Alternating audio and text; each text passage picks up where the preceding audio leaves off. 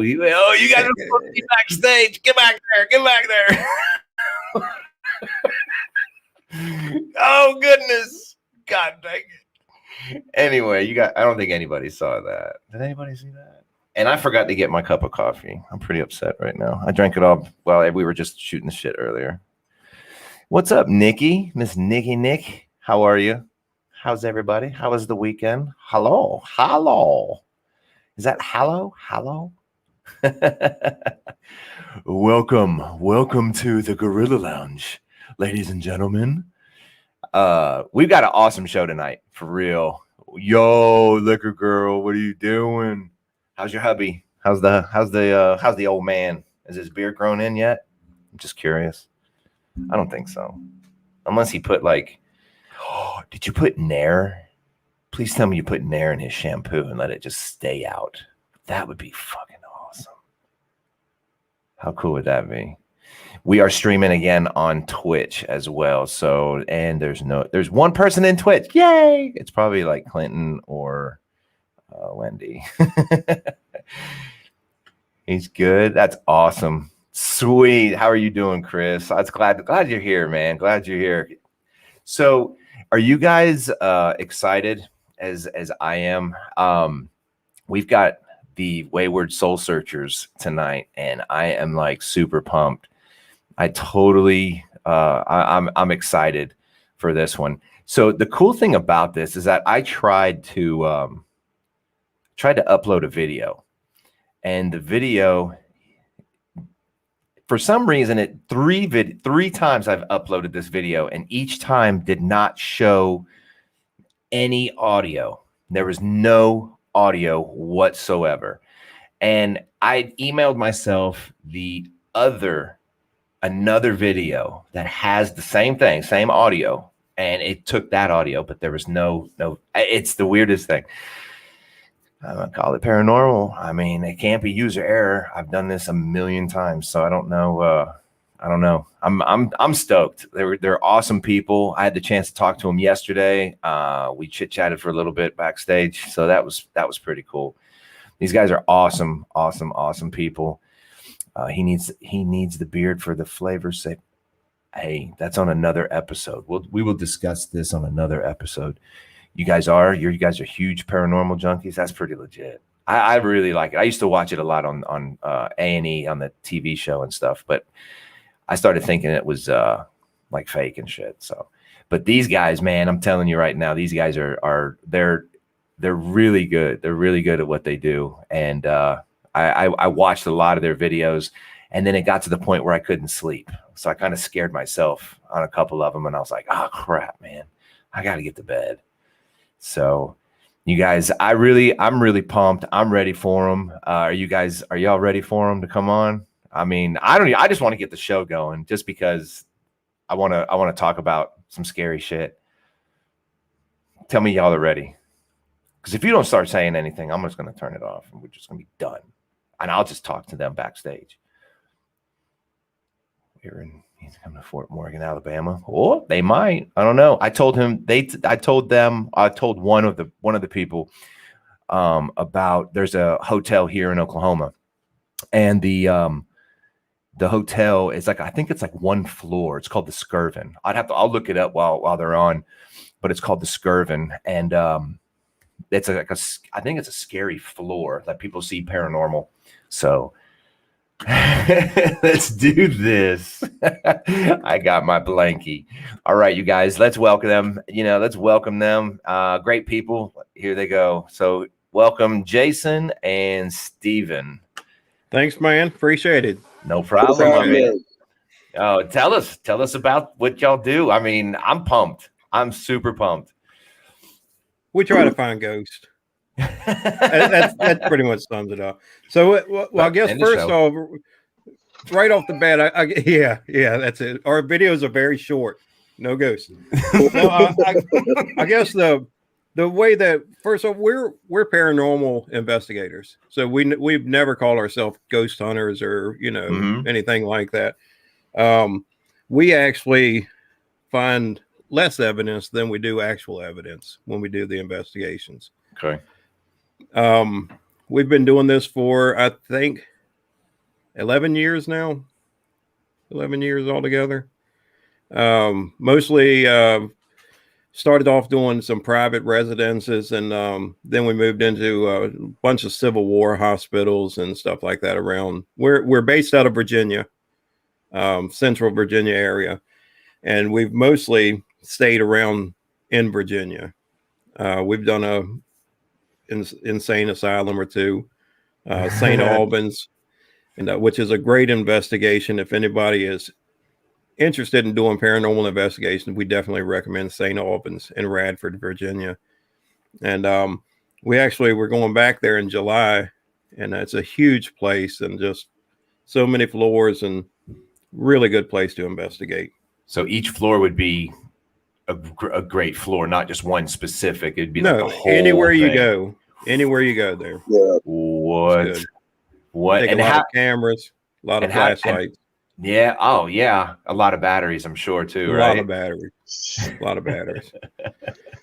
And I'm sure. Well, hopefully we didn't send you any spirits or anything with the little video clip, but stuff like that happens. I believe it. I believe it because, all I know is I tried to upload it, and because you guys have seen the video. I mean, I just showed it to you on the screen, but it's just so weird how I tried to put it on the computer for a 30-second clip just so everybody can watch it. And because I wanted them to know about Boo Buddy. And how you guys were we were talking about him and how he just wouldn't shut up. And then there was that creepy laugh, and I thought, oh my God, that was going to be so awesome. Yeah. Oh my gosh. You're going to get out, Boo Buddy. And it was just going to be so awesome, but I had no audio. And I thought, no. So I might go gangster and just hold it up, let everybody watch it, and just be like, whatever, man. I don't even care. So Boo Buddy is it's a trigger object, and Right. it's a teddy bear. It has lights in its belly and its hands, and you turn it on, and it'll say a little phrase. It's every couple minutes or so, it'll just say like a little phrase in a kid's voice. And what we're doing with that is we'll set a digital voice recorder near it. So hopefully, if there's any kind of spirit or energy or ghost, whatever, I call it energy. Okay. If it's around, it'll capture that voice on this digital recorder. So maybe it'll communicate with this little trigger object that we have. But it only says a phrase every so often. Now the video clip that you're talking about, like you said, it wouldn't shut up. It just kept asking question after question, and that's never happened with it before or since then. So, see, and that would be a paranormal thing. I mean, so are you either one of you 100% skeptic or 100% like believers, or is it 80-20 probably skeptic over believer? Yeah, it's a mix. We're definitely a mix. Yeah, I'd say Steve and I are skeptical believers. So we're really skeptical about the evidence we find, and it really has to be good evidence before we call it paranormal. But we have seen shit that we can't explain, like voices on recording. Yeah. I can't explain what? That. Is that thing talking? It just asks a question. So see what I'm saying? How it does a question like every couple of minutes, 2 or 3 minutes. And you heard that tape. It wouldn't shut up. That thing would not. I'm sorry, I didn't mean to interrupt. All I heard was that thing talking, and I about freaked out. So I guess let me kind of explain what was going on with that investigation. The clip that you saw, that place is in Mineral, Virginia, and it's called the Dunlora Inn. And people had just bought it, and they were going to turn it into a bed and breakfast. And we went there to do an investigation. So we get there, and it's a beautiful place, a big mansion. You walk in, it has like a real grand foyer that has stairs that go up to a landing, and then they go up to the second floor. And just that night, we had a couple of guests with us, and it's funny because it was a dump truck driver that I know, and his wife always wanted to go, and he was like, I'm not going. He didn't want any parts of it. And she was all into it. But when we got there, she just sat there like this the whole time, scared to death. And he was into it. And we left her upstairs one time, like right after all this stuff happened. We left her up there, and he's like, "Yo, where's my wife at, man?" And I said, "I don't know." We hadn't seen her like 30 minutes. I went back upstairs, and she's just like froze, not saying a thing, man, scared to death. I felt so bad, man. But I told her, I told her, number one thing, whatever the group does, you do. If the group gets up and leave, you get up and leave. Yeah, don't stay. I wouldn't stay. Oh my God. There's no way. There's no way you would not catch me staying. Like if I see everybody run, I'm not hanging out. She was froze, man. She wouldn't go anywhere. See. So anyway, I digress. I'll go back to my story, but I just thought that was funny that she was all into it, but then she was like, but with that event, it was a bunch of things that led up. So we have the EMF detectors, electromagnetic field detectors, and they were spiking like crazy in different locations. And the Boo Buddy was making all that chatter noise. We got a creepy voice that came across the EVP, which we found out later. We didn't hear it at that time, but when we played it back, we heard it. The temperature dropped, which we had somebody that had a digital thermometer, like shooting it around. And it's you could see the temperature dropping, and it felt cold where I was on the stairs. They were up on the second floor landing, and I had come down the stairs, and all of this was like a chain reaction happening. And then I had a tablet we do Facebook Live with, and just standing there, and I see this blue orb just coming across the screen, and on my tablet, it was a blue orb. But if I looked over my tablet down, it looked like a shadow, what they call a shadow person. It looks like a person, but it's just a black outline, solid black. So it came across, and then it started to walk back across. And of course, Brandy, who is in our group, she's upstairs, and she says, "I see it. It's going back in the back room. Follow it in there." And I'm like, "No, man." Nope. I said, "I gotta have somebody." I pussed out, man. Yeah, I pussed out. I totally would have did. My butthole would have went. What? Well, it's one thing you do the investigation, you don't see anything or hear anything, and like the next day you're sitting there and you listen to a recording, you're like, "Oh man, there's a voice there," but you're safe at home or whatever. And but when you're standing there and you actually see something like that, with your eyes, and it's a different story, man. It's a different story. Because what's crazy is that I saw that blue orb, and I actually went to my favorite hangout. This person must know you guys.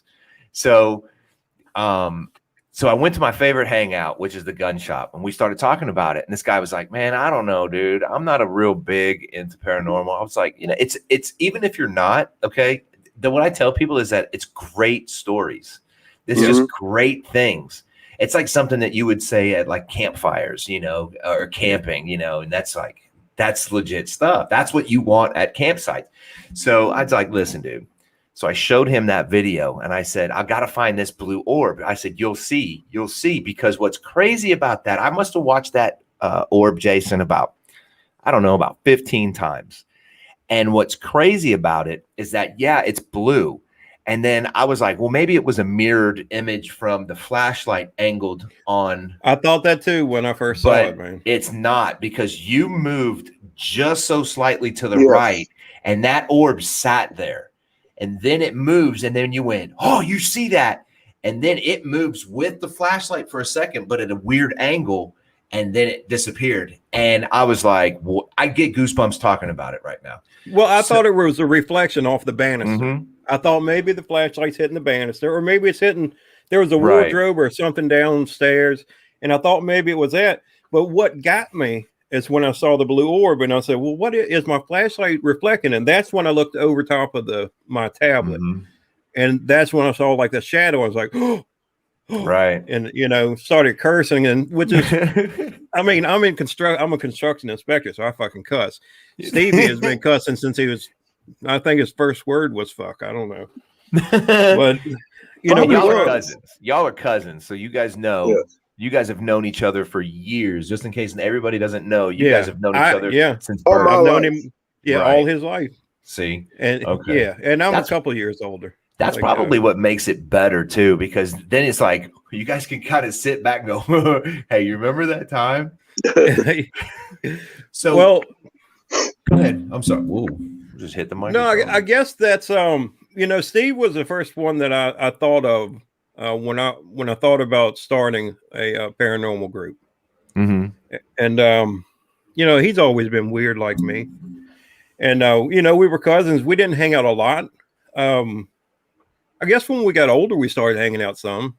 Steve would come to the house, and with Daniel and his wife and all that. And so we hung out some when we got older. But I had, I guess I was going through a divorce, and I moved out of my house. I divorced from my first wife. I'm on my second marriage now. The first one's like a trial basis. No, you just got to find the right one, man. That's all. It's like pre-kindergarten to kindergarten. Yeah, but, So anyway. So my grandmother had passed away. My oldest brother bought her house and property to keep it in the family. Mm-hmm. And when I got divorced, I needed a place to go. And he let me move into her house. And, I was going to fix it up and all that stuff. And I actually moved in 3 years to the day that she passed away in the house. And we're talking about an old house built in the 1800s. Right. She passed away there. Her father, her mother, all how right. Old houses you just didn't go somewhere. But the first night that I was there, and this was 20 years ago, I think, at least 20 years ago. When they turned the power on, the power had been off. It's not like they just flip a switch or whatever like they do now, push a button. They had to come out and put the meter on the house. Mm-hmm. So I went there the night before because the guy was coming the next day. And I'm sitting there and playing my acoustic guitar. Got a little lantern going, just hanging out. And I'm inside the house in the living room. And old house, got the skeleton key and the old doorknobs. Oh, and cool. It started shaking like crazy, man. One of the door from inside the house started shaking like crazy. So I jump up like, what the fuck? So I'm thinking this is either some bums that moved into this house because of, right. Somebody squatting in the house or whatever. And I jump up, and I'm throwing bass in my voice like, who's there? Like scared to death. And I go over, got my flashlight. It didn't take me but a couple of seconds to get there. And I opened the door. Nothing, man. Nothing at all. Another night, I'd finished the living room up, and that's where I was pretty much staying. And I had a sofa and a TV, but I had a bed against the wall I put down on the floor at night. And now in this room, the only thing underneath of it was the slave quarters. And there was a room under that had a whipping post, still had chains on it. Oh, and then there was another room that had where they would the house slaves would stay. Mm-hmm. But there's nothing between the floor and that room, no ceiling down there or anything. So I'm laying there one night and I just keep hearing scratching. And I know that I know I need to scared the shit out of me when you said it. Yeah, I was like, oh. Maybe I'll turn that down. So I know that that's up here in my throat. Yeah, my bad. So I knew it couldn't be like a mouse between the floors or anything, and I don't know what that was. And there was another night that I had hooked up. I finally got in the bedroom fixed up, and I had moved into that room. I was sleeping in that room, and I had hooked the gas back up. Did it myself, which explains what I'm getting ready to tell you. So I'm laying there, and in this room there was a door that when I was growing up as a kid, there was always a stand-up freezer against the door because it went out to a porch that wasn't safe. Mm-hmm. And when I moved in, we still hadn't fixed that porch. We had taken the freezer out, but this thing had like 6 penny nails from probably 40 years ago nailed into the door. You couldn't open it. So I'm laying there one night, man, and it's freezing. I just hooked up this a propane stove to heat the house up and everything. Mm-hmm. And I'm laying in bed and I wake up and it's freezing, man. And I was a big cigarette smoker back then, but as soon as I would wake up, I'd light a cigarette. But I woke up, man, I'm cold, and I smell gas, and I look over and that door is open. Still had the nails in it, but it was open. There's no way, because I had tried to open it one time and I said, well, I'm gonna need a crowbar. But the door is open. The house is full of gas. And the only thing that gives me the jitters Wow. thing, but the only thing I can think is that my grandmother opened that door, man. You know what I'm saying? Yeah. To let the gas out and let me know. Yeah, saved you. Yeah. That was the first house we ever investigated. Oh wow. And then it just went from there. Yeah, and you know, and I guess probably about maybe I don't know, maybe close to 10 years went by, and now you got Ghost Adventures, Ghost Hunters, all these Paranormal State, and I love those shows. And I said, man, I think I'm going to do that. I'm going to get me an EMF meter, and start doing it. So I contact Steve. I'm saying, hey man, let's do this. So we got together. That was the first house we went and investigated, and we got great evidence, man. EVPs. We got a great picture that looks like nice. We Heather in our group, when you take a picture as a paranormal investigator, you take like 3 to 5. Right. So you stand there, you take 1, 2, 3, at least 3. Same direction, real close time together. And one of the pictures she took, it looks like an old lady standing in the doorway, like holding a cane. You can make it out. And I showed that picture to my mother. She said, that's Grandma Brown. That's my grandmother. Oh, no shit. What? Yeah. No. It was crazy, man. So my friend, here's the first question from Liquor Girl. Let's get her question. First question for the guys. How far do you travel for investigations? I think we would probably, if we had time, if we had time to schedule it, we would probably travel as far as we could. I know we're looking, like Brandon and Heather were just in Tennessee last weekend. And I think we may be doing a follow-up investigation down there at a new bed and breakfast. So, there's a lot of places we want to go. Yeah. But, we all work full-time jobs. This is like our side thing. Plus, I've got my BT Haunts thing that I do. I'm making horror movies.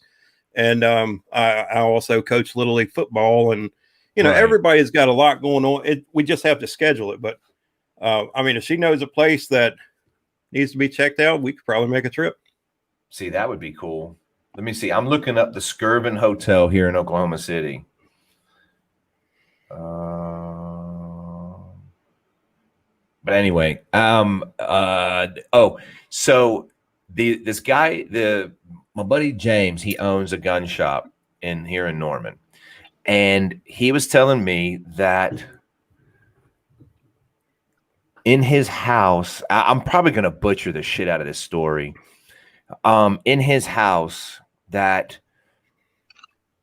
I think it's built on old foundation. I think now, and his buddy comes over all the time. Will come over. They hang out, whatever. Him and his wife and everybody comes over. Kids, they play. Something about that there was a picture that was taken when the house, like before the house was burnt. And the people took a picture of this house. What? Was that? Oh, was that Boo Buddy? Yeah. Oh my goodness. So, he just totally lost my concentration. So that's how that thing will scare the shit out of you. I go into rooms and forget it's in there, and it said something. It's like, Yeah. So they took this picture, and the picture is a silhouette of like the house up with the window upstairs. And it's the old cliche, the window upstairs, there's a silhouette of a woman holding the shoulders of a child. So something that came about, the conversation came about, and then and then all of a sudden his buddy was talking, and his buddy goes, I really wanted to tell you guys this, but there's a girl in your house, and she never really talked to me, and she said, where's my mommy? And the whole family was like, what? He said, yeah, she's asking for her mommy. And I told her, I don't know. But he sees things, and he won't mention it to a whole lot of people. but he sees different things. And he said, but this particular time he needed to see it. He needed to say it. And then another time he goes, yeah, because she was running down the hallway. And then as like the kids were growing or like the niece and nephew were younger, one of the little ones said, yeah, there's a girl that I play with when nobody would want to play with me. Now, see, he won't say anything because people will think he's crazy. Exactly. And until you've seen or heard something, people are not going to be believed. You know, we invite anybody that wants to go with us. I'm not guaranteeing you'll see something, but you might. And so Mike is asking a question. What's the scariest thing that's happened while you did an investigation on? Turn the lights on and saw Steve. No, I'd say we was in St. Albans. The one thing that got me when we was in St. Albans, I went into the boiler room where they say that this guy does spirit attacks women. So I go in there, being my asshole self, start downgrading it. Then all of a sudden, I just got this weird feeling like I need to get the hell up out of there, like now. I don't know what it was. So I'm kind of looking around trying to figure out why I'm feeling that way. And I don't know, all of a sudden, I tucked my tail between my legs and got the hell up out of Dodge. I caught up with Jason in the bowling alley. Yeah, so it's not something that touched him. It's not something that thrown at him. He didn't see anything. It can just be a feeling. And I'll tell you, I mean, look at this dude. This dude's like 6 foot something, man. And he's a big guy. And I'm up in the bowling alley. There's a little 2-lane bowling alley at St. Albans, and he's down the hall a good ways from me. And he comes back and tells me that he's scared. I'm ready to get the hell on back up to where we were up at. Yeah, I'm out. I mean, I'm saying if two dudes are big guys are running and they're getting the hell out of Dodge, I am not going to hang out and just go, hold on a second, guys. Let's just watch this for a second. Let's play this thing out. Negative.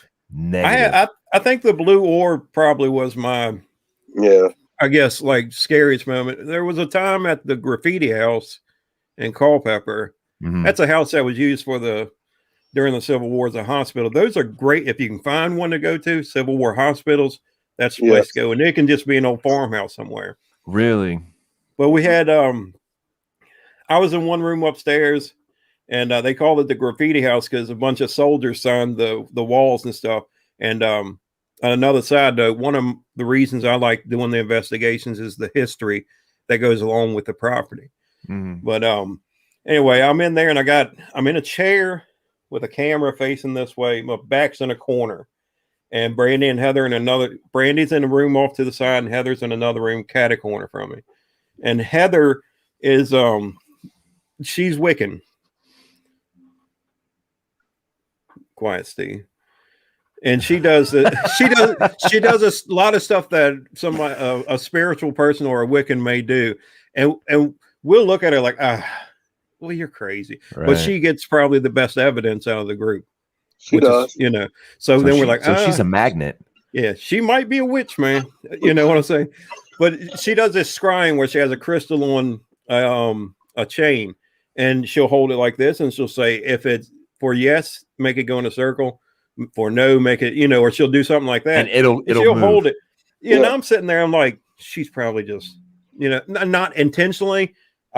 Nobody in my group would intentionally do anything to make up any kind. But I said, well, it could just be her nerves shaking, or what I mean, like she's whatever. But she was in there and she's doing that, and she keeps asking questions. And Brandy says something like, "You got to give us a better piece of evidence than that. Let us know that you're here." And no kidding, man. It felt like somebody put their arm on my shoulder from behind me, and I'm in the corner. So I jump up, and Heather screamed at the same time. Yes. So I'm looking to see if something like plaster fell off the ceiling. Nothing's on the floor. But it felt like somebody put their hand on my shoulder. It was this shoulder, actually. Like they put their hand right on my shoulder. So we go in there, and Heather said something pulled the chain out of her hand. Stevie calls us downstairs. We look at the video. You can see the chain get lifted. She didn't fling it. Her hand didn't move. The chain goes up and flying out of her hand. So yeah, that was another creepy time. But yeah. See, and then you guys basically try to debunk it. Like you're like, okay, you know, is there all this other stuff? You know, if you hear a noise, you're like, okay, is somebody in the other room or whatever, whatnot. So and we all have to agree on it too, for us to call it proof, for us to put it on Facebook or whatever. Right. So when Boo Buddy was going crazy on that one video, you were kind of like because you said in the video, what are you listening to? Like it was because I didn't even think it was Boo Buddy because it was so many questions. It kept going. Yeah. Wow. See, I'm already kind of scared, but I mean it's good stuff. I mean because I mean I see this stuff on TV and you kind of watch some of them and you kind of know, but you guys are definitely different than the guys on TV. That's for damn sure. Oh, and I've got I thought we talked about, I got a present for you. Let me go to the haunted shelf back there real quick. Oh, yeah. So, oh, hell. What do you think? Should we open this thing or I don't know if you can see the end of it with it's got the pentagram on it and all that. So I bought this. I won't say where I bought it from, but it's a Dybbuk box. This is more of a bottle, but it's supposed to be a Dybbuk box. Dybbuk box is old folklore that they will trap. Wendy said no. No. Don't worry. My wife would kill me if she said no. And my wife lets me go on the investigations. I'd say she's more skeptical than a believer too, but she would kill me if I opened this thing in the house just in case. Right. But Steve and we are going to open this one day together somewhere, but it probably won't be either of our houses. We'll open it at somebody's house we're investigating or something. And say, now you got to go. We'll take it to the houses that fake the evidence on us. So in case nobody knows, So in case nobody knows what that is, what exactly is a Dybbuk box? The Dybbuk box is where you can trap an evil spirit. Supposedly, you have to have some. I don't know if it's a witch or whatever. You have to have some kind of power to be able to like we go investigating. They'll go look for them, and it's supposed to be an evil entity, a spirit, a jinn, something like that, and they'll actually capture them. I don't know. I see Piper asked, "What happens if we open it?" Don't know. Some people say that the house will get haunted. Some people say you'll get possessed. All kinds of stuff will happen. I personally don't think anything's going to happen, but I will be disappointed. Like a lot of them, you see them, they open them and they'll have like some hair in them, teeth in them or something wrapped up in a bloody napkin or something like that, or a bloody claw. And as much as I paid for this, that's right. That's what, as much as I paid for it, there better be something inside this damn thing. So I don't care if it's a ghost or I know that there's something in it. Like I can tell that there's something like cloth or something like that in it. So it may be wrapped up teeth or hair or something like that. Now, what if you took, let's say it's hair or teeth or something. Okay. Let's just say it is. What if you took that stuff and took it to a place to get it analyzed as far as like DNA testing? To see what I would probably do that. Just to make the story go on. Yeah, I would probably if it was teeth or something. My only problem is I think like if I took it to police and said, "Hey, this is where they'd want to know where I got it," and I'd tell them all that. I wouldn't keep it from them or anything. But my thing is, I'd want the teeth back. Yeah, for my collection, the hair or whatever. I'd want it back. But I would just maybe you can just contact the ME. Yeah, just to see what it is. These things they're not real cheap, and a lot of them probably are just fakes, and this probably is too. But I'm not opening it in my house because I have enough stuff already going on. Yeah. Yeah. I would. If it's not 100% dead, then something really is wrong. Then we have an issue. Now, like, how big do these things get? Like the Dybbuk boxes, how big do they get? Like, or just like a regular? No, you can get almost like an armoire style thing. Like some of them are like big jewelry cases and stuff like that. It just depends. I've seen one of the size of a dollhouse. That actually was a dollhouse. Yeah. Oh my gosh. And are they all sealed with like the wax and the pentagram and everything on it too? Well, not a pentagram, but I think the pentagram was just to sell it up. Yeah, but they're usually sealed with some kind of rope and wax. Yeah. I got you. Holy cow. No, I'm good. I won't even, because because like the story behind it is really is if it opens up, whoever if there is an evil spirit, it can latch on to the people that opened it and to the people that watched it. Yeah.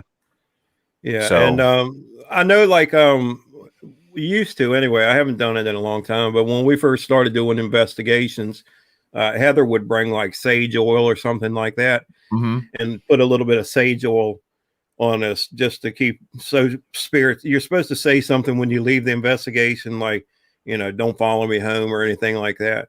Or the sage oil is supposed to protect you from any spirit being able to attach itself onto you, like negative energy or something like that. Oh, wow. It just depends. Now in my office here, I hear noises in here all the time. And I've got so much stuff in here that people have given me that they think it's haunted. I've bought stuff that's supposed to be haunted. And I mean, that's a lot of this stuff is it's you guys aren't not ghost hunters. You guys are paranormal investigators. Right. Yeah. Which is a huge difference. Huge difference. We don't paranormal go does not mean ghosts. Yeah. Paranormal means something out of the ordinary. Yeah. Yeah. Just something out of the ordinary. So something like, even if you would consider, like, somebody else would probably consider it like, oh, that's just a coincidence. Yeah. Where it could be. It could be. Or it could be paranormal. Yeah. Because now, this is kind of, I'm probably a skeptic believer as well. So the other morning, I was, I don't know, it was probably about 4:00 in the morning. I'm getting ready to walk my dogs. Everything is, I'm just in the kitchen. I'm getting ready to go do something and then come back and grab the leashes. All of a sudden, a bright flash of light, like a flashlight, like a triggered flashlight, hit my cup, like where my coffee is, just hit the cup, and then that was it. And I thought, what the hell is that? Looked outside because my kitchen, my window is facing, the parking lot. And I thought, well, maybe that's a car or whatever. So I look out the window. There's nobody out there. There's no car. I mean, there's cars, but there's nobody in the cars. Nobody's turned. Nobody's done anything. And I'm on the second floor, so it's kind of hard to get headlights up. So I kind of was like, what is that?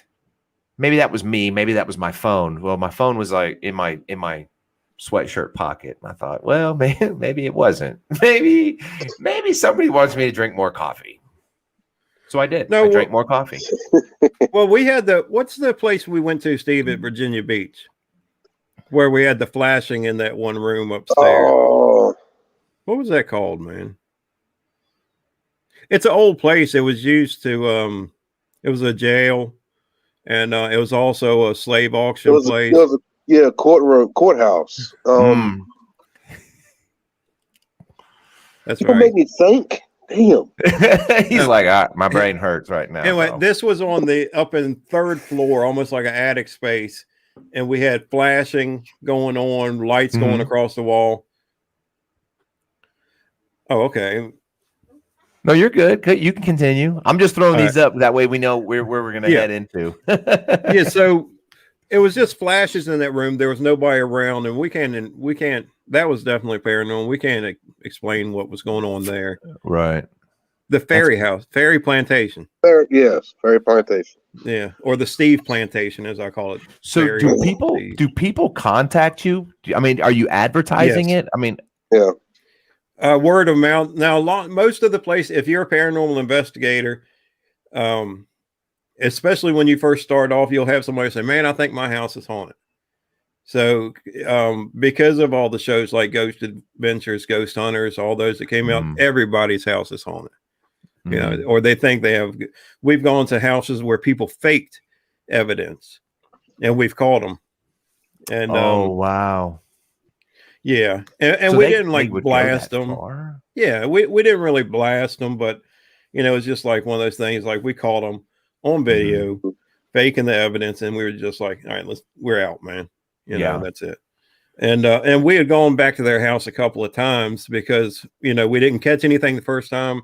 There was a kid involved that they said was being affected by this, and we didn't find anything, and they just swore something was going on, and we would go back, and finally it got to the point where we weren't catching any evidence, and they faked evidence. Like we caught them on one of our DVR cameras doing the faking. And stanky bitches. Yeah, we've met them I think at the Paracon one. We do Paracons, paranormal conferences. We'll set up tables and show people our evidence, sell T-shirts, all that good shit. But that's where we met them, and that sucks. So for a long time we didn't do any more private residences because I was just like, man, I'm tired of this. I'm not going to people's houses, and they'll get mad at you, man. Like if you don't go in their house and catch a ghost, they get mad at you. So we stuck to just doing places where all of those places like St. Albans, Trans-Allegheny Lunatic Asylum, all of those places like that, Lizzie Borden House, anywhere like that, they charge you money. And, it's not cheap. It's not cheap either. We're talking about anywhere from $600 to $2,000 for your group. Just to go investigate it. That's you get like 8 or 9 hours. Or anything. No, not the room that you have to rent or like a hotel or whatever. But I understand it. It helps keep that place open. You know what I mean? Yeah. It pays for the bills or whatever. I understand it. But some of them, it's funny. You go to those things and they take you on a tour and they're like, and this is where we see this and this happens here and this happens here. It's like, man, really, you don't even want to know that. Don't even tell me it, because once somebody tells you that there's a ghost in this room, you're going to go directly to that room and you're going to sit there, and every noise you hear, you're going to think it's something going on. Right. Usually what happens is Steve and I will do the walkthrough with them just to make them happy. And then like Brandy and Heather, we won't tell them anything. We'll say, you guys go through. And because I believe both of them are sensitive. Right. I wouldn't say mediums, but they're sensitive. I got or what you call asensitive. And we'll say, you go through and you pick which rooms you want to put the DVR cameras in and which rooms you want us to investigate. And I also believe that we did a place, I think we were one of the first groups to do an investigation there, and we kind of put them on the map for paranormal investigations. And after that, like every weekend they were doing investigations, Friday, Saturday night. If it takes so much energy for this ghost or spirit just to come up and say hello, you got somebody coming in every weekend and just like, is anybody here that, I think after a while, it just gets to be like, if I was a ghost, it'd be like, fuck, man. I done told you my name like 1,000 times, dude. Yeah, let me spell it for you. Yeah. Why are you here? I fucking told you I'm dead, man. I don't know why I'm here. Things like that. But we've gotten good evidence at that place, but we haven't been back there in a long time. Have you ever had anyone have you ever had anyone follow you or attach themselves to you? Have you ever had that happen before? Jason attached to me.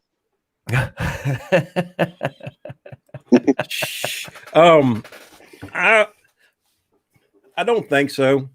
I mean, it's possible.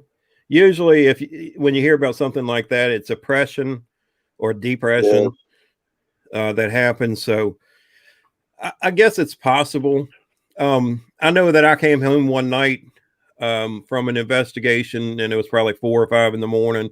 I go in, clean up, brush my teeth and everything, and I get in bed and I'm laying there, and I don't know, I'm half asleep, and I'm laying here. At that time, it was the last house we lived in. I'm looking towards the door. I'm half asleep, and I swear to you, man, I saw this thing that was probably about 3 foot tall. It had like little pointy ears, red eyes, just a black mass. But I don't, I'm chalking that up that I was almost asleep. I just came back from a paranormal investigation. I could have been like, starting to dream or whatever. And I'm hoping that's what it was, because that was a creepy little motherfucker. You know what I mean? This looked like a little devil thing. Yeah. Like speaking of the devil thing, that doll back there. What is Alice? Yeah. Alice, I bought her from another guy who's a haunted collector. Yeah. And the story that goes along with Alice says this couple had a small child who was born with this deformity of having two faces. Mm-hmm. And the doctor said that she wouldn't live, past a couple of months old. And Alice ended up living to be around 3 or 4 years old, something like that, maybe even 5 years old. And she passed away. And the mother was grief stricken. So they had a doll maker make an exact replica of Alice into a doll. And they treated this doll like it was that kid Alice. I mean, they watch TV, the same shows that Alice, the real little girl, would watch, the kitchen table, in her bedroom, almost like that movie, The Boy or whatever, how they took care of that doll or whatever. That's how they kind of treated this. And then they ended up getting pregnant again, and they had a kid. So after a while, the mother said, okay, well, it's time to put Alice the doll away. So she went to take her down the basement. And as she was going down to the basement, she tripped. She sat Alice down to fix a picture or something. And she ended up tripping down the stairs, and she swore that Alice tripped her. So she actually contacted this guy who had like a little haunted museum type deal.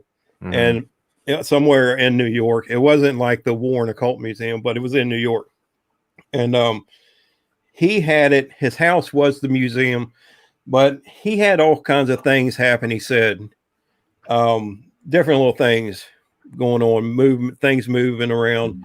And he put Alice up on the second floor in a room that he had other dolls in. Yeah. And the dog that he had jumped out of the window. And it ended up dying. It jumped out the window and, almost like the dog committed suicide. At that point, the guy was like, fuck this. I'm selling the doll. I saw it. I bought it. And the day that I got her, I put her up over top of my desk, and I went back upstairs and I hear this loud bang. And I was like, fuck, man, what did I bring home? Yeah. And, I'm getting ready to run back down the stairs. And my wife said that something, my bedroom's over top of this and all that. And there was something in the bedroom had fallen, or in the bathroom, the master bathroom, like something fell in the shower. And that's what that loud bang was. But I was freaking out. I was like, oh shit. I thought maybe her and like Vivienne back there in the box had gotten in a fight or something. Wow. No. So, but this thing, I'll be right back. Okay. I'll be right back. Now it may be bad that I do it, but if anybody goes and watches my BT Haunts productions, my little episodes, she's my co-host, and I talk to her and I have her do voices back. We communicate back and forth. And if she is haunted, that's probably the worst thing you can do is actually communicate with it. Yeah. If people think that their house is haunted, but they're scared, I tell them, stop thinking about it. Don't do things like set out a recorder. Don't sit there with a camera and take pictures. Just forget about it. The more energy you give it, the more it's going to react to you. Correct. That's what I've learned. I've heard that, and I've seen that quite a few times. Yeah. So Alex is saying that there's tunnels at Central State and supposedly unmarked graves. Supposed to be unmarked graves. I think I want to say it's in Georgia. Yeah, is that right, Alex? Georgia. So everybody's like, there. I'm trying to catch up with these comments, and I'm trying not to dis. I don't know. I'm not trying to. Oh, it is in Georgia. I'm not trying to. My wife and I went to Savannah for our honeymoon, and that place is awesome. I mean, it's a beautiful place, but it's also so much haunted history that goes on there. And I would love to go back down to Georgia. It's a beautiful state. Well, there's that song, "The Devil Came Down to Georgia." Well, that would be us. That's right. So, I mean, there's that song. So, oh my goodness, you guys. Well, another thing about our group, it's a mixture. You have Christians, you have a Wiccan, you have atheist, and you have whatever the hell I am. So it's a good mixture.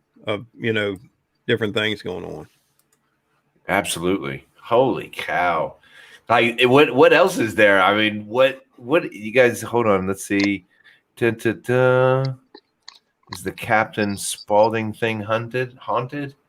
No, that's I do a Forest of Fear Halloween attraction, and I've got I just do it in my yard, and it takes about 8 to 10 minutes to walk through it, but I've got a bunch of scenes up. First, I'm a Rob Zombie fan, so I usually keep one like over in the corner here. I'll have Billy on the tricycle from Saw.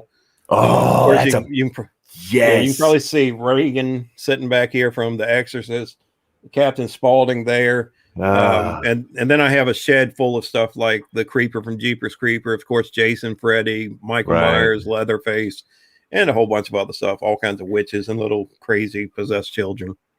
Nice. That's good stuff. That is good stuff.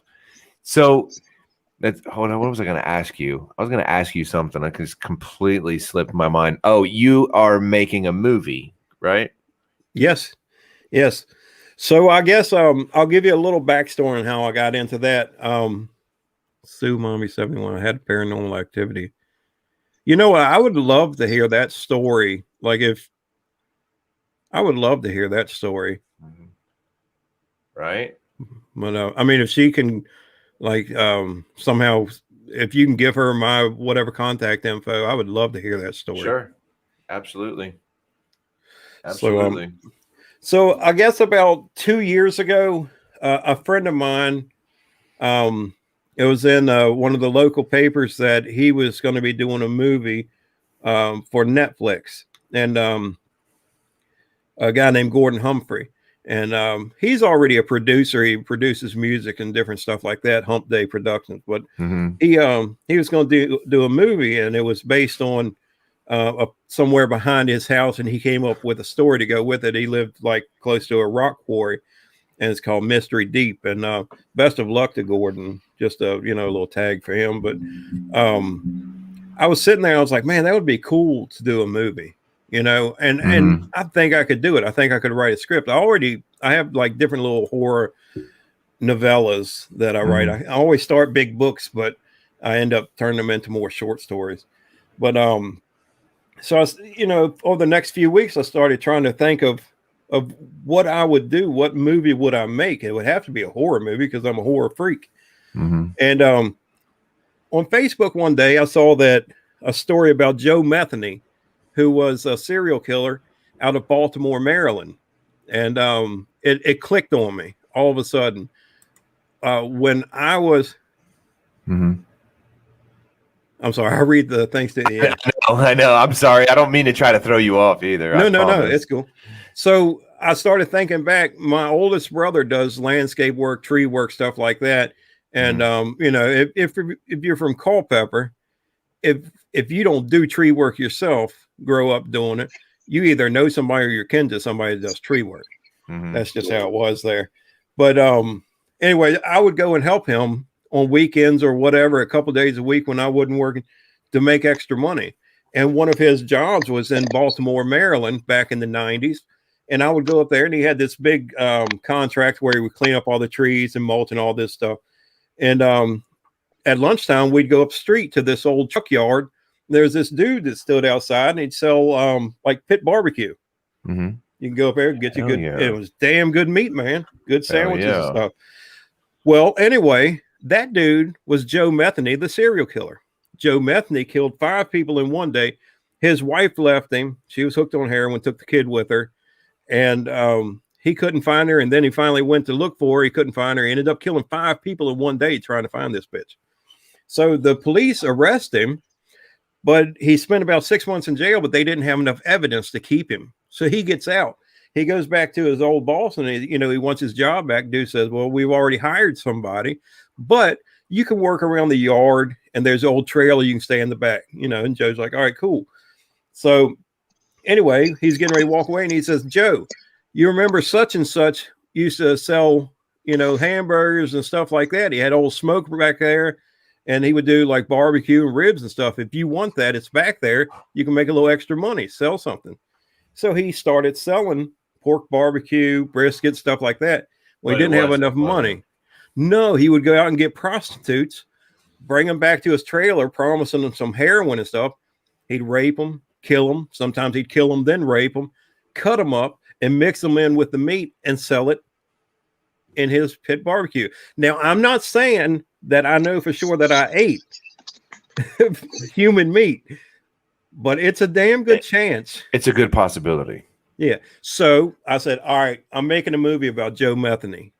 So Joe Metheny was a big guy, 6 foot tall, big guy. I said, where can I find somebody to play him? Steve, my cousin. I said, Steve is a perfect Joe. Mm-hmm. And, Stevie's scary already. Mm-hmm. And then you just add in the whole serial killer. Now, I don't know if he's killing anybody or not, but, might be a good chance of that. Yeah, look, I don't know. I'm going to tell. Yeah. Yeah, well, it was good meat. I see Alex said good. It was good meat. I ain't gonna lie, man. It was good a damn meat, good sandwich. huh? So, Davian is asking, have you ever caught anything haunted in that room moving? I haven't set a camera up in here, and I don't do that because I'm scared. I don't do it because I think something will move. I think I don't do it because I'm scared something may move on camera, and then I'll know. I do have things move, that I thought I placed somewhere, but it could just be my memory. I'm getting old, and I do hear noises a lot. Now, Piper is a cook, so she's probably interested in this. She's probably interested in some recipes. So if you can find some recipes, I'm pretty sure she's probably going to hook it up and make a blog about it. Yeah. Well, the script that I wrote, I tried to keep it as close to Joe's story as possible, but Clinton. Yeah, smoked cooker sandwich. That's what they call it. That's what they call it. Syphilis and barbecue sauce. I thought it was a heron sandwich, like the fish, but it was heroin. Right. Heroin hooker sandwich.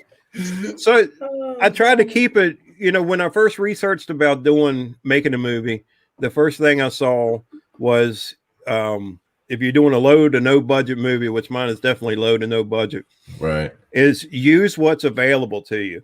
So I'm a construction inspector.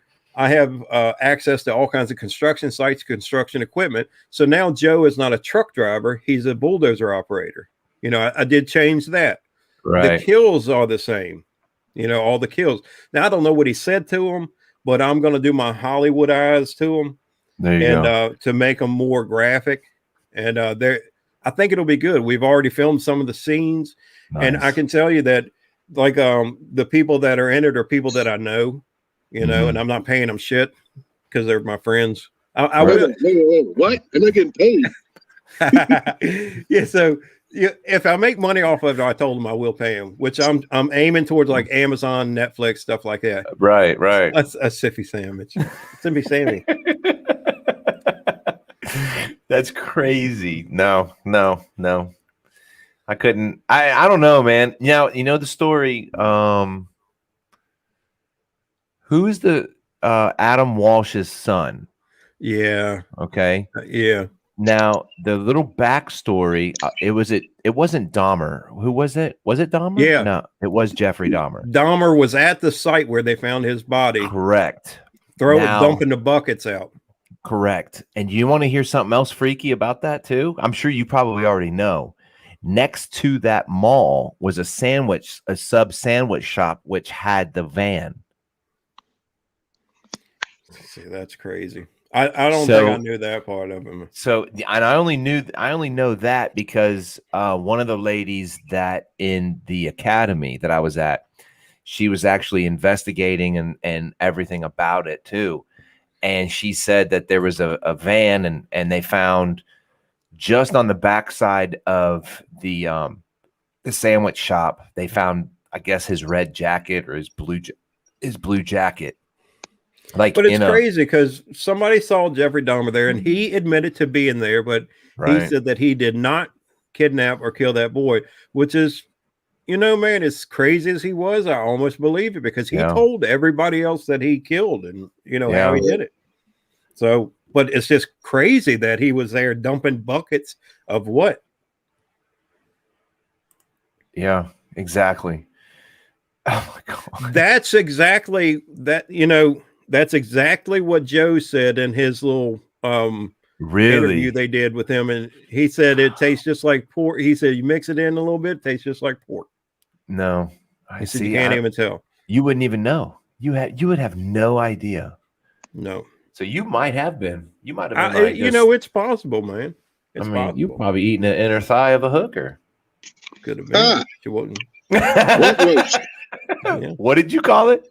Rump roast. Rump roast. You probably could. Yeah. So I'm noticing a box behind you. There's Alice.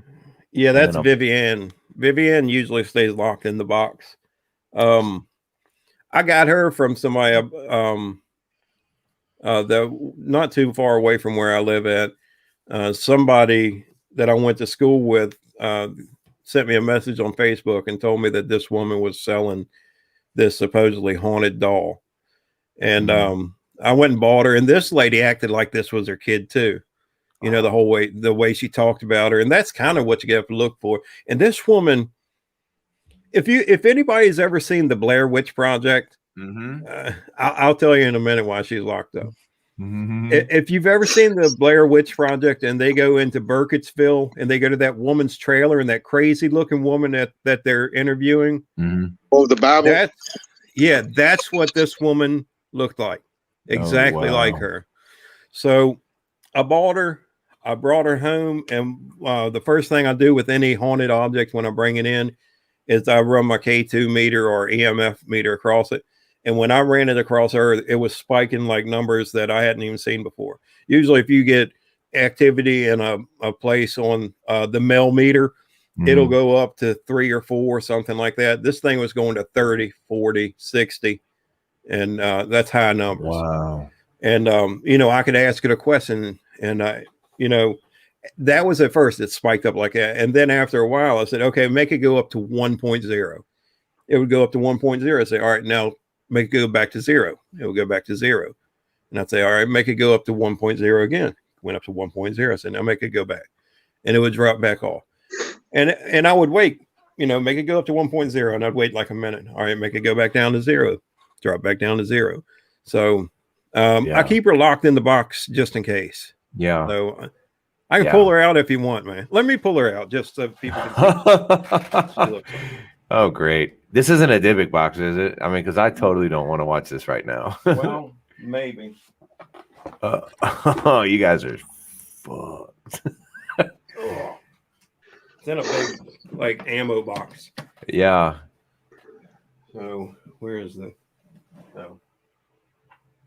Man, that thing is locked up, too, for real. He had to go get the key. Did you run your what is it? Your meter? EMF meter. Your EMF meter? We'll just see what happens. Oh, shit. Don't hit Alice. She'll get pissed. So, let me move it back a little bit. So, I don't know. I don't think she'll jump out or anything. But that's her. That's Vivienne. It's not much to... Right. He's an old, French doll. Oh, my gosh. But... Oh, my gosh. Yeah, she's cool. Yeah. That is kind of freaky, though. I mean, in all honesty. I mean, she's nice. You stay there. She's nice. Yeah. That's Vivienne. I don't know what the lady named her. I named her Vivienne. That's crazy. Let's see. Other way. But I keep her locked up just in case. Don't hit Alice. I'm totally I don't even know where to go now. We just saw a doll that, yeah. And when you guys are when you're talking about the dolls and everything else with the spirits, I'm thinking of Chucky. And my mind is going straight to Chucky and then his wife, the bride of Chucky. I've got them down there too. And Big Man Bassing, I'm going to have to agree. And this is why I see it's locked. Yeah. Because now imagine if Yeah, okay. And then there's they can make an appearance real quick. Yeah, those are my favorite right there. Is that the Scarface Chucky, or is that just the OG? Oh yeah, the Scarface one looks cool. So Chris is asking, what's the scariest place you guys have been to so far? What do you think, Steve? I'd have to say it'd be St. Albans. St. Albans. Yeah, I'd almost agree. All because that place is huge. Mm-hmm. Yeah, it's easy to get turned around. Oh, I bet. It's like basement, then sub basement. And when you go down to like the morgue, it's just so dark, man. So dark. See, so the haunted hotel here in Oklahoma, Nick probably knows about this one too, the Skirvin, and it's in downtown Oklahoma City. It's a Hilton hotel. Basically, it's rumored that the Skirvin had an affair with a maid named Effie. She became pregnant with his child. In order to avoid shame and embarrassment, Skirvin locked her up in a room on the 10th floor. Naturally, Effie became depressed and was kept in the room even after the birth of her child. In fit of madness, Effie jumped out the window, killing herself and her child. However, there was no mention of this incident in the papers. What? So, go on. Effie was known as the woman with loose morals, and guests of the Skirvin Hotel have reported being propositioned by a female voice while alone in their rooms.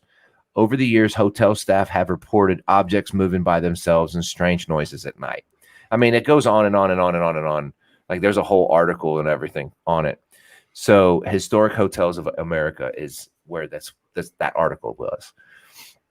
But that is in downtown Oklahoma City, the Skirvin Hotel. See, if I went somewhere like that, I would want to stay in the room where the activity was happening at. And just like... of course, Zach Bagans, they just investigated the Cecil Hotel in out in California. And I would love to go there. And I would want to rent the room that Richard Ramirez stayed in, the serial killer. And that's a crazy case, though, with the girl that ended up in the big water tank on top of the building. Just, although I think that she was playing, there was some... I believe it was a Japanese game where you push all the buttons on, or certain buttons on the elevator, and the doors open and something's supposed to be there. You have to push them in order.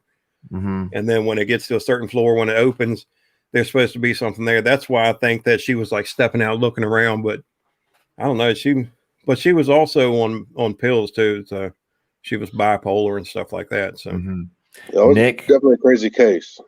I love hearing stuff like that, but Nick, no, I've never been in the Skirvin. I've driven by it. I've seen it. The outside has a creepy feel, and I can imagine that the inside of it. But people rent that hotel. They'll rent the rooms. They still go, and it's still an active hotel. Yeah. So yeah, there's one for you. I would definitely check it out. I would check it out. See, there's one. Trying to think. I think that's the only one that I know of. I think Nick made a comment earlier about there was also more stuff up in Guthrie, which is way north of Oklahoma City. And I think there's like a Capitol, like the old Capitol building or something. But you guys can also go into like jails and stuff, right? Like old jails, old schools. Yeah.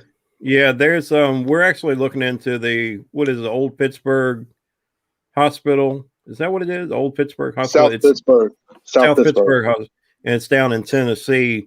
They used to do investigations. They closed a little for a while to remodel. And would you really go to I would go to Eastern State Penitentiary over the Stanley Hotel. Yes. Unless I stayed in the room that Stephen King stayed in. And I think that was 237. I have the keychain up there. See, so what? Oh my goodness! So how old was Stephen King when he went to that room? He was young because he wrote The Shining. I think he had just stopped writing under the pseudonym of Richard Bachman. The Shining was one of his first ones. So now imagine this. Imagine that he was just a normal person, right? And that's what turned him. And that's what changed him. I have we did an investigation at in Edinburgh, Virginia, which is up north of Harrisonburg. And I actually ended up writing. I tried to trick my group by telling them that I found this diary, and or this girl sent me this diary and all this stuff. It was almost like one of those mystery box things, but they didn't fall for it. Sons of bitches! They're all too smart to fall for it. I showed them the picture. I said, "Look at this old ledger that this girl sent me with all this. It's an old diary." And of course, they're saying back, "Yeah, you can get that off of eBay. It's this." And I was like, "God damn it!" And but I wrote a whole story. Yeah. Well, Wendy, you're definitely going with us to them. That's crazy. But I wrote a whole story, and I made it about this woman named Alma Temperance Hazel. And this takes place during and this is another movie that I'm doing. I have a total of 5 movies that I'm doing all together. Nice. And this is the 3rd movie. And so Alma, as a school teacher during the 40s, she just graduated from JMU, James Madison University. She goes back to her hometown because her parents passed away and they left her this house. She moves in there. People in the town don't like her because what her great grandmother did back in the 1800s, which was she finds out later that her great grandmother ended up killing her. She was a teacher too, and she killed all of her students.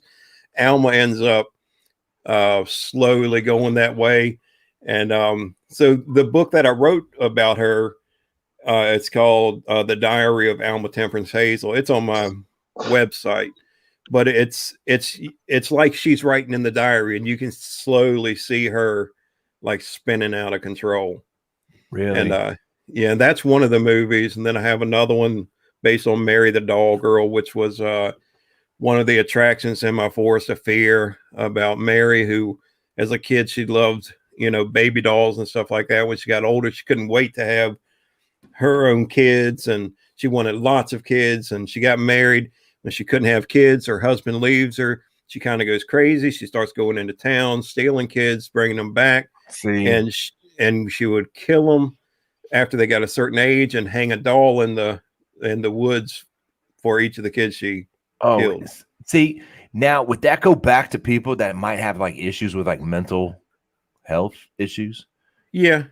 Or is it like these people are really like something's latched onto them from some time and they're that's it?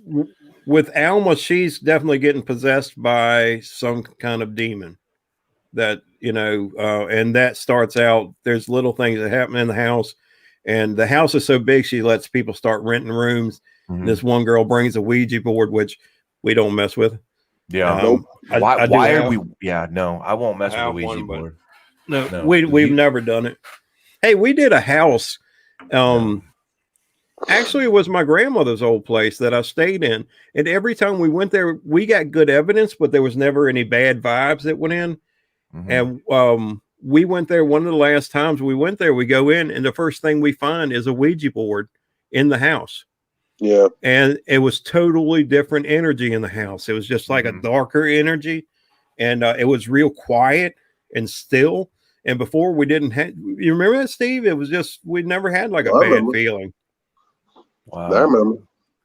So why you guys get, I mean, it's the spidey senses on the back of your neck. Something's not right. Something feels weird. Something's a little off. I know I was watching a live from the Wayward Soul Searchers the other day, and it was like they started asking questions and something was just repeating, and then it would like go and go and go and talk and talk and talk and answer. They were getting answers, and everybody was in there trying to like say, okay, I heard Sam, I heard this, I heard that. Next thing you know, the whole live went, that was it, out. It was done. That was Brandy down in Tennessee, and I was watching that too. And one thing that I noticed is they were using the Ovilus X, which has about 2,000 words stored in it. And the thought behind that is the energy or ghost can manipulate that machine to talk to us, to communicate. So we will ask a question and see if a word comes out. And sometimes words will pop up and we don't understand what it's saying. But then you'll ask a question like, can you tell us your name? And this one, it said a name. And then right behind that, it said a last name. Yeah. Now that's pretty unique that it would say, well, he's going to pull it down now. So we'll ask things and, sometimes you'll get an answer to, and it sounds like a good, I mean, we can do a session right now just to see if there's anything. Sure, why not? What if it says Alice, I'm gonna put her away too. No shit. If it says Alice, I'd be like, I'm out. I don't touch her that much, man.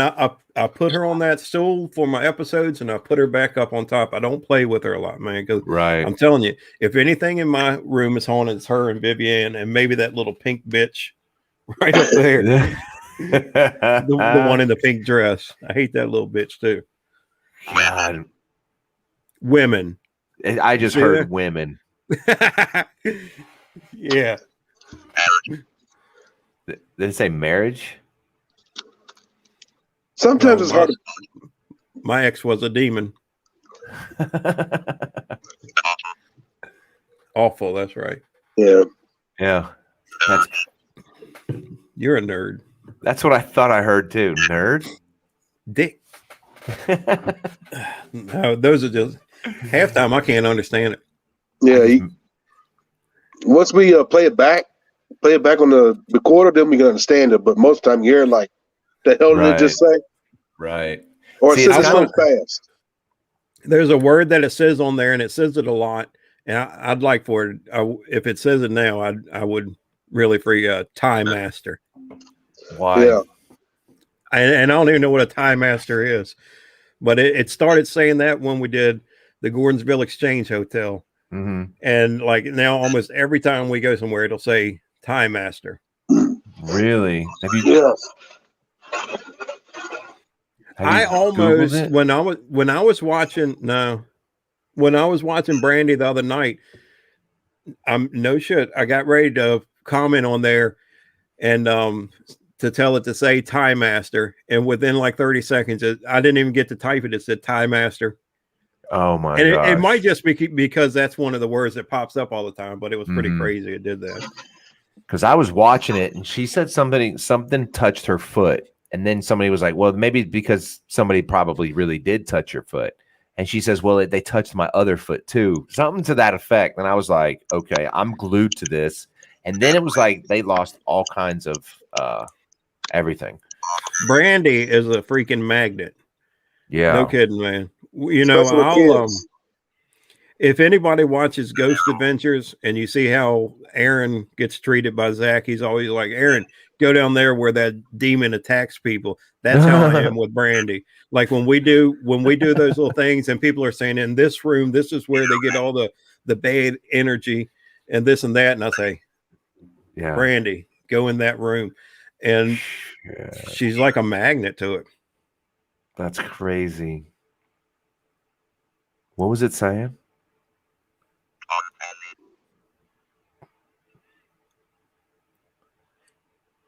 That's an older model. Yeah. They have newer models that it'll actually like digitally print out what it's saying or digitally display. Sometimes you can't understand it. So that right there would just kind of be like them trying to communicate with you. Yeah. And then we have something that's similar called the SB7, and that's one that scans through radio stations. I mean, it's only there for like 2 100ths or 4 100ths of a second. So it's just like, well, he'll start is like, and what you want to listen to, it'll pick up radio stations, but you want to listen to a word that's said over top of 2 or 3 stations. And if it's that, then you might have some, especially if you say, how many people are in this room? And it's 7, and that's over top of 2 or 3 stations. But you can almost tell, you'll hear it like the clicking. It's going through the stations. Oh, wow.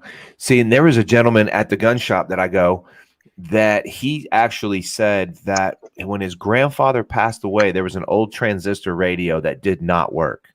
Right. Grandfather passed away. All of a sudden, the radio played that day like one song. And it wasn't just like, I can't remember the song, but it was a happy song. And he said, was it that a song that who'd you say, his grandfather? Yeah, his grandfather. Was it a song that his grandfather would have known, or just something Probably. that he knows? No, it was an old school song. It was a classic for sure. And when the song was over, it stopped playing again, and that was it. And his grandmother heard it. Everybody heard it in that room. They just sat there and listened to it, and then it was like it was done. Huh. It was kind of like when he passed away. It was kind of like, you know, I'm okay. I'm good. You know, don't think about me. You know, I'm fine. I'll see you when you get here. You know, and that was it. That's usually what it is when you catch something. It's Chris says he thinks he said Vanilla Gorilla. Can you ask it questions? Because Big Man says ask some questions. Like what kind of questions? Just anything? Like how old are you? Do you have any external speakers there, Steve? Not in my grass, no. Okay. Can you hear it? Just barely. Yeah. Nick says underscore and all. I think it said vanilla underscore gorilla and all. That's good stuff. Now, Steve, I see he's breaking out some of our equipment. I'm going to show you what we usually use. Like if it's an extreme emergency, we'll use this piece of equipment that just in case, we'll break out like the proton pack and then we'll go and capture them that way. Yeah. Get out. Just get out. Slimer. I'm going to wear that to an investigation one time. You should. You definitely should. And get footage and then post it on your YouTube channel. I'm just going to go running up there with it on my back and say, I heard shit got real, man. Where's that Stay Puft Marshmallow man at? Yeah. Oh, my God. Yeah. Hey, that's another movie. Oh, proton pack, right? Yeah. Right. You guys have any questions or anything for these fine gentlemen? I mean, y'all have been doing kick ass tonight. I like that. That was good. That was good stuff. I'm going to explain what I think of as a ghost, what people call ghost or spirit. When I believe that, and some of your viewers might have heard this before, I believe that there are residual hauntings, and I believe that there are what do you call it? Residual and intelligent. There's two different kinds, residual and intelligent. Residual is almost like if you walk the same hallway all the time, it's like somebody's playing and rewinding the same tape. You know, an old man gets up and he goes to this room all the time, and it's just like his energy stuck there. When people think, I'm not really a religious person myself. When people say spirits or ghosts, I'm more of it's an energy. It's proven fact you can't destroy energy. So when your body, your vessel gives out, your energy has to go somewhere. And as you get older, you lose energy. And I think that's why you end up dying. You don't have the energy to keep this vessel going. Or if you get killed, whatever it is, your energy has to go somewhere. Where does it go? I don't know. Maybe in the air. Maybe it attaches to this desk I'm sitting at. Maybe it goes in this fucking doll back here. I don't know. But you can't destroy energy. It's going somewhere. Correct. So with me, when people say ghost or spirit, to me, it's energy. And if it's what they think of as a ghost or a spirit, I think it's trapped energy. And I think that energy can be built up from that old man going back and forth to that room all the time. Just the energy, almost like a static charge, like you rub your feet on the carpet or something, you walk over and touch metal and you get shocked. That's the energy. And that's the kind of thing that I think it is. I don't look at it as more of your spirits rising out of you. I think that's, like orbs. I think that's what it is. Energy. That's true. That's very true. I believe it. I believe it too. When I was younger, my grandmother passed away, and she would come sit on the edge of my bed like she did when she was alive. Yeah, I believe it. Yeah.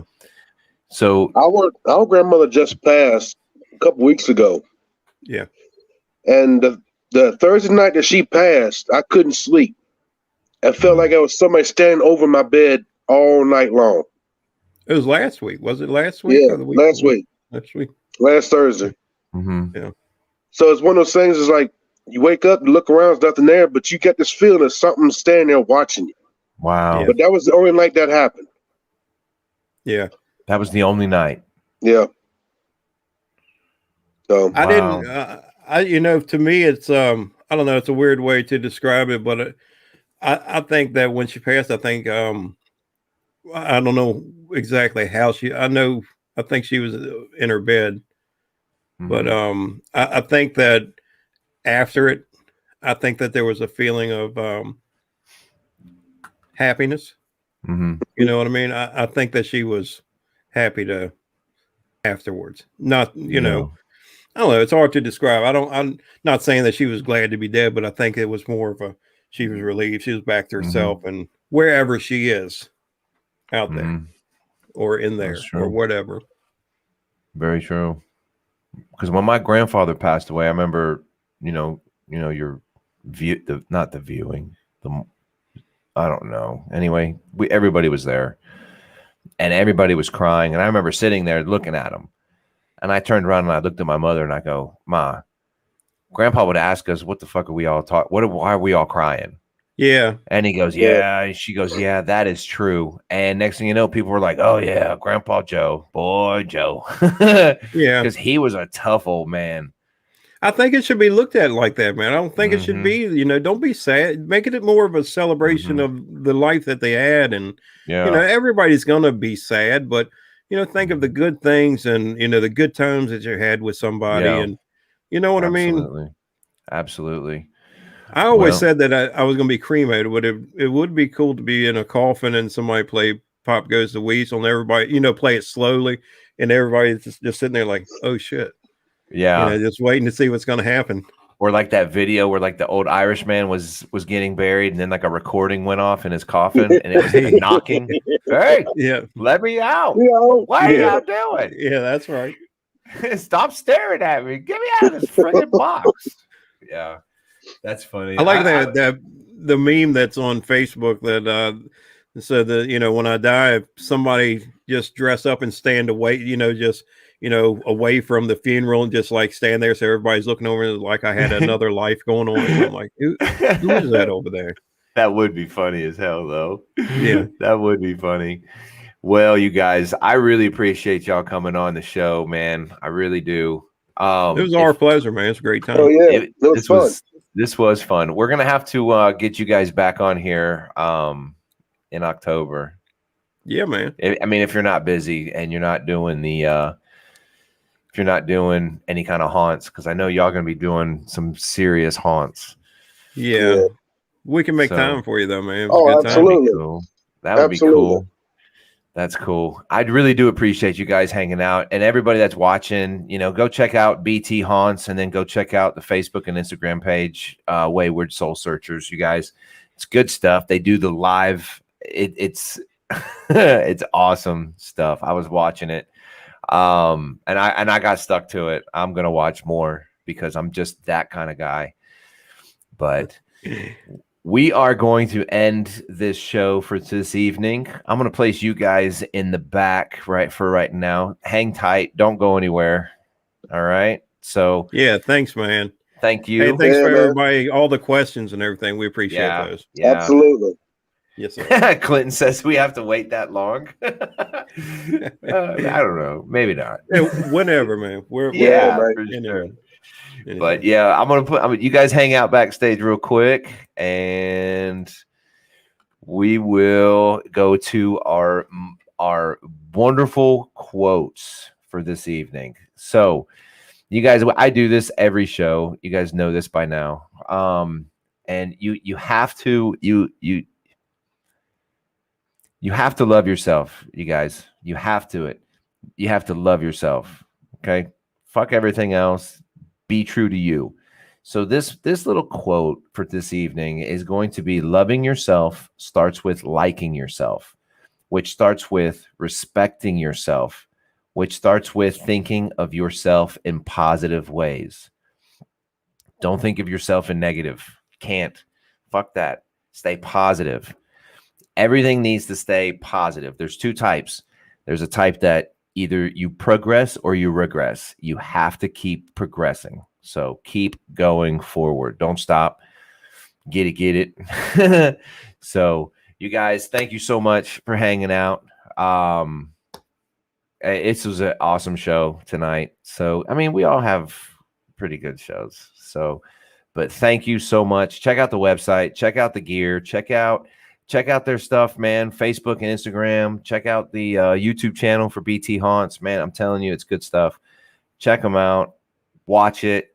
Get spooked. Put it away. So, all right, you guys. Love, peace, and nappiness. You guys, I'm out of here. Enjoy. Have a good evening.